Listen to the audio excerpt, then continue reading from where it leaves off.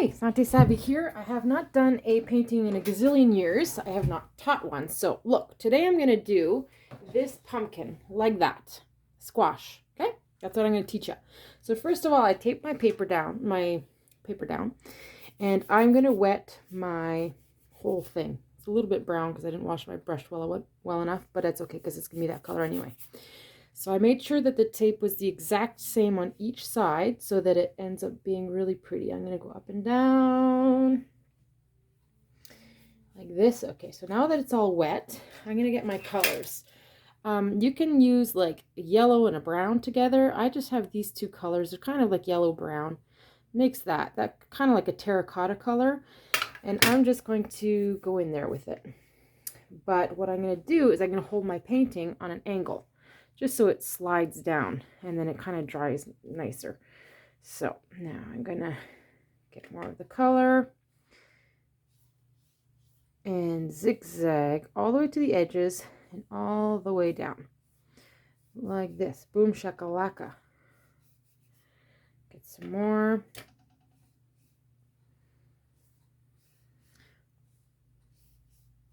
Oh, zive down.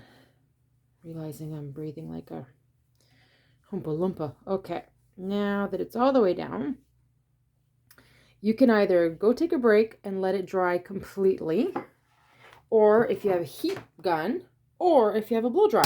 I'm going to use my heat gun. It dries it up real fast. I'm going to pause it, and then when it'll be dry, I'll come back. All right, it's all dry. I have an embossing heat tool got from my sister-in-law, so that works really well for drying up your paintings. Okay, what I'm going to use is this Micron 05 pen, and it's a watercolor pen. I need to get new ones because mine are going out the window. Okay, so this one is 05, like I said. Now my paper is completely dry, or else it'll ruin your pen. Now I'm going to pick a spot between, I want my squash to be in the middle. So I'm going to just kind of follow what I'm doing. So you take your pen and you bring it all the way up here. And then it kind of makes like a M. Okay, looks kind of funny. And then here, I left some space for the shade, so it's going to bring it a little bit even more centered. So here, I want it to be about that big, and it's going to go down like that, and then you're going to connect the two. This is a funny looking. Okay, and then it kind of makes like an M. Bring it all the way down to about the middle of the thing, and then make it like an M. That's one ugly looking thing when it doesn't have color. Actually, I want it to be a bit rounder, like that. Okay, so I can't erase that with the pen, but I'll just paint over it and you won't really tell. And I actually even want this to be not so round, so maybe I mess this up, but I'll just kind of make lines. Okay, and up here you make like a little hat. Doesn't have to be perfect, with a couple of lanes. Here I'm gonna improvise here. Okay, and here too I'll improvise, make some lines. Okay, so I got that. Now what I'm gonna do is I'm gonna get my paintbrush. I usually use these, but I have a nice little paintbrush that I'm gonna use. I don't even know what this is. Low Cornell. Just a nice little paintbrush. Go in with your color that you used the background of, but you can put some yellow ochre in it. I have yellow ochre in another palette over here.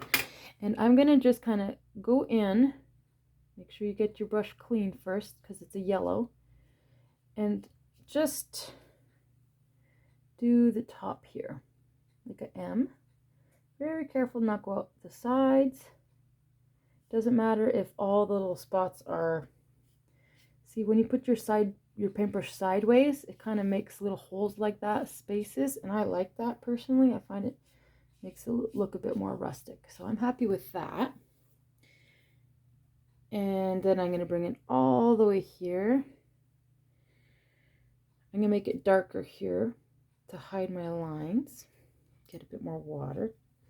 And then I'm going to bring it all the way up to here. So right up to the line, and then pull it down sideways while it's dry. When it's more dry, it does, like when it's wet, it does that, but when it's more dry, it leaves the lines behind. That's what we want. Okay, so get more yellow ochre. Get some in the bottom here. Something like that. Just kind of spread it however you think looks pretty. Okay, I think that's good enough for now. Now I'm going to go in with greens. I'm going to get lots of water.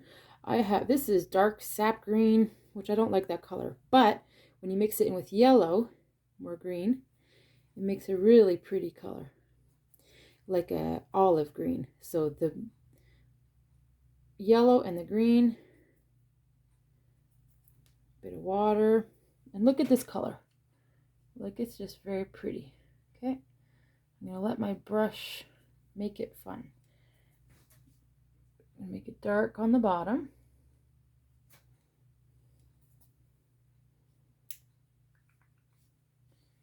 This is going to be layering, so we're doing this color first. It's kind of like all the nice light green. And fill the bottom in, the fat juicy bottom. More water so it spreads better. Okay. And I'm going to add my green's not, I'm going to add more green. Just makes that nice color again. Add more water. Spread it up here. Now, if you look at this one, it has like 1, 2, 3, 4, 5 stripes on it. So what I'm going to do is I'll do that. 1, 2, I'm stopping about halfway. 3, 4, I'll do one here. Mine will have 6. That's okay. All pumpkins are different. And then you could do a couple little dots around it with the light green. Not too many because it might look a little funny. Here it's not dry yet, so it's spreading a bit, but that's okay. Because once it's dry, we'll add more layers. So now I'm going to take the same color, the yellow and the green that I took, and I want it darker, so I'm just going to go in with some black. You can go in with brown if you want it to be more brown. Here, look, I'll add some brown. Brown, green, yellow. More black. And black. This is sage green, I think, but any green, black, brown. Makes it darker. Now I'm going to fill in the bottom.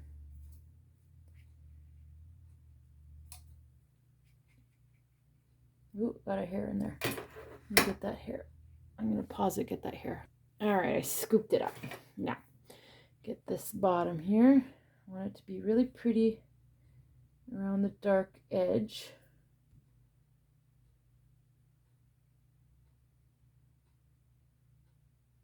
Like that. Take your time. I have my wrist on the table, and I find it a bit easier to not shake. Grab some more.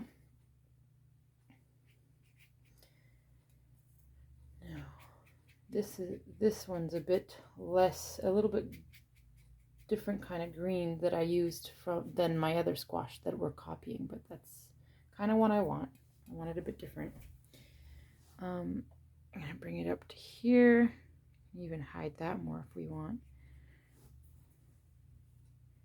My line, make it dark again with the dark color, and we're going to I'm making circles to fill it in. I almost want it to be like loops. Now I'm going to mix it in. There's some black here. I'm going to mix it in with some black. I'm going to sit down. Not sure why I'm standing. Okay, I'm going to mix more of my colors. More darker because I want it to be darker at the butt here.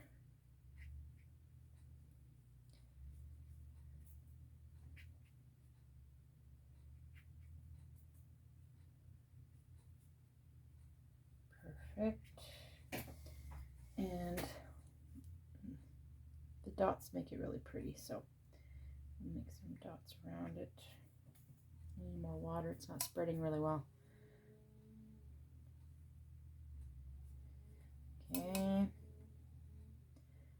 kind of adding little dots around it. Not too much at the top, but more at the bottom.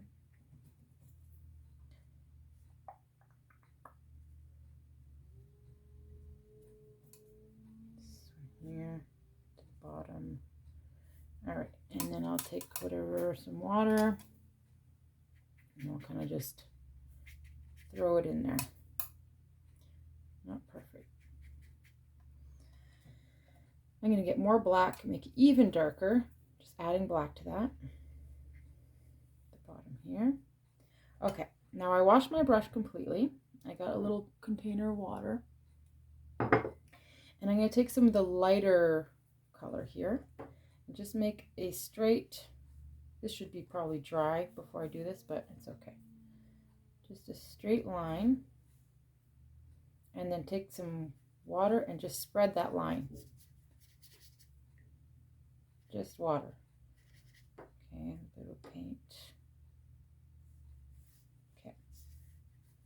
This is gonna make sure your line's straight because it's kind of like on a table, I guess. And then you go in with the darker and you just go right under here. I want more green in that. Just two.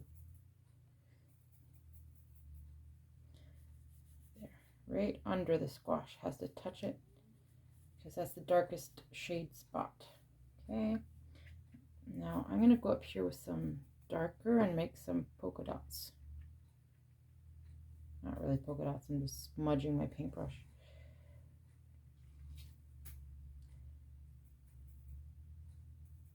Darker, darker. I'm going to go in here, make this a bit more. Pull them down longer. All right, now I'm going to go get on this side some dark brown, some yellow, a little bit of black. Okay, and I'm going to add some more shading up here. Just the darker brown.